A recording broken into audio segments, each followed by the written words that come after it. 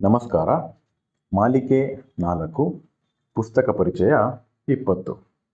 ತಿಂಗಳ ವಿಶೇಷ ಪ್ರವಾಸ ಸಾಹಿತ್ಯದ ಕಾದಂಬರಿಗಳು. ಪುಸ್ತಕದ ಹೆಸರು ಮೇಘದ ಅಲೆಗಳ ಬೆನ್ನೇರಿ. ಲೇಖಕರು ಹೇಮಮಾಲಾ ಬಿ. ಅಭಿಪ್ರಾಯ ವಿಜಯ SP. ಓದುತ್ತಿರುವವರು RP ರಘೋತ್ತಮ. ಹಿಮಾಲಯವು ತನ್ನೆಡೆಗೆ ಬಂದ ಯಾರನ್ನೂ ನಿರಾಸೆಗೊಳಿಸುವುದಿಲ್ಲ. ಇದು ಮೇಘದ ಅಲೆಗಳ ಬೆನ್ನೇರಿ ಎನ್ನುವ ಪ್ರವಾಸ ಕಥನವನ್ನು ಬರೆದ ಲೇಖಕಿಯ ಮಾತು. ಹಾಗೆ ಇದು ನನ್ನೆದೆಯ ಮಾತು, ಅನುಭವ ಕೂಡ, ಮತ್ತು ಹಿಮಾಲಯ ಕಂಡುಬಂದ ಎಲ್ಲರಿಗೂ ಅನುಭವವಾಗುವ ಮಾತು ಹೌದು. ಹೇಮಮಾಲಾ ಬಿ. ಇವರು ಉದ್ಯೋಗದ ನಿಮಿತ್ತ ಹಲವಾರು ದೇಶಗಳನ್ನು ಕಂಡಿದ್ದರೂ ಕೂಡ ಪ್ರವಾಸ ಕಥನವನ್ನು ಬರೆಯುವಾಗ ಅವರು ಆಯ್ದುಕೊಂಡದ್ದು ನಮ್ಮದೇ ದೇಶದ ಭಾರತೀಯರ ಅಸ್ಮಿತೆಯಾದ, ದೇಶಕ್ಕೆ ರಕ್ಷಣಾ ಗೋಡೆಯಂತೆ ನಿಂತ ಧೀಮಂತ ಹಿಮಾಲಯದ ತಪ್ಪಲಿನ ಪ್ರವಾಸ ವಿಷಯಗಳನ್ನು. ಇದಕ್ಕೆ ಕಾರಣ ಲೇಖಕಿಯನ್ನು ಹಿಮಾಲಯ ಇನ್ನಿಲ್ಲದಷ್ಟು ಸೆಳೆದಿದೆ. ಯಾರನ್ನೇ ಆದರೂ ಹೀಗೆ ಮೋಡಿ ಮಾಡಿ ವಿಸ್ಮಯಗೊಳಿಸುವ ಅಗಾಧತೆಯನ್ನು, ನಿಗೂಢತೆಯನ್ನು, ಅತ್ಯದ್ಭುತ ಪ್ರಾಕೃತಿಕ ಸೊಬಗನ್ನೂ ತುಂಬಿಕೊಂಡಿವೆ ಈ ಹಿಮಾಲಯ ಪರ್ವತ ಶ್ರೇಣಿಗಳು. ಈ ಪುಸ್ತಕದಲ್ಲಿ ಮೇಘಾಲಯದ ಅಂತರಂಗ ಅತ್ಯದ್ಭುತವಾಗಿ ತೆರೆದುಕೊಂಡಿದೆ.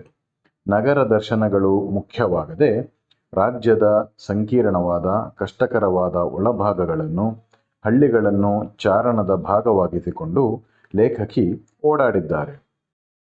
ಅತ್ಯಂತ ವಿಶಿಷ್ಟವಾದ ಇಲ್ಲಿಯ ಭೂಭಾಗ, ಪ್ರಾಕೃತಿಕ ಸಂಪತ್ತು, ಜೀವನ ಪದ್ಧತಿ, ಆಹಾರ ವಿಹಾರ, ಅಲ್ಲಿಯ ಸಂಸ್ಕಾರ, ಅಲ್ಲಿನ ಜನರ ಕಷ್ಟಮಯ ಬದುಕು, ಅಂತರಂಗ ಕಲಕುವ ಅವರ ಮಾನವೀಯತೆ ಇತ್ಯಾದಿಗಳೆಲ್ಲ ನೋಡದವರ ಪಾಲಿಗೆ ವಿಸ್ಮಯಕಾರಿ, ಕೌತುಕ ಹುಟ್ಟಿಸುವ ಸಂಗತಿಗಳು.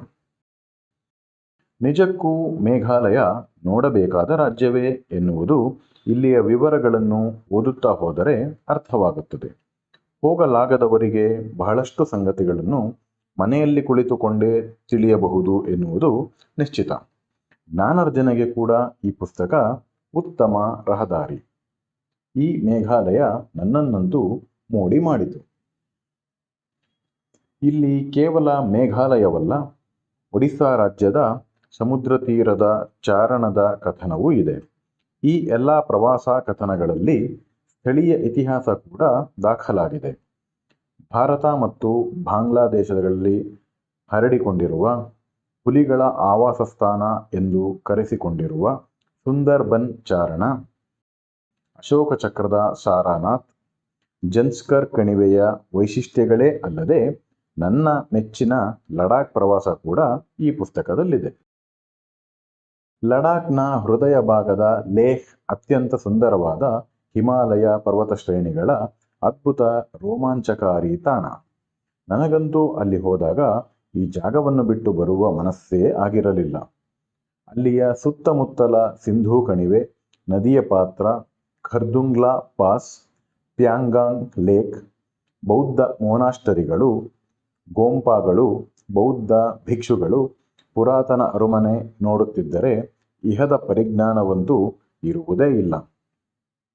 ಈ ಲಡಾಖ್ ನಮಗೆ ಕಟ್ಟಿಕೊಡುವ ಅನುಭವ ಅತಿ ರೋಚಕ. ಸಾಲು ಸಾಲಾಗಿ ಮುಗಿಲೆತ್ತರಕ್ಕೆ ನಿಂತ ದೈತ್ಯದೇಹಿ ಕೆಂಪು ಅಜೇಯ ಪರ್ವತಗಳು, ಪರ್ವತಗಳ ಎದೆಯ ಮೇಲೆ ಕಿರಿದಾದ ಹಾದಿಯಲ್ಲಿ ಪಯಣಿಸುವ ರುದ್ರರಮಣೀಯ ದೃಶ್ಯಗಳ ಅನುಭವ ಜೀವನದುದ್ದಕ್ಕೂ ನೆನಪಾಗಿ ಕಾಡುವ ಅವಿಸ್ಮರಣೀಯವೇ ಸರಿ. ಇಂತಹ ಲಡಾಖ್ ಬಗ್ಗೆ ಇಲ್ಲಿ ಬಹಳಷ್ಟು ವಿವರಗಳಿವೆ. ಗುಜರಾತ್, ಬದರಿನಾಥ್ ಪ್ರವಾಸ ಅನುಭವವೂ ಇಲ್ಲಿ ನಮಗೆ ಲಭ್ಯ.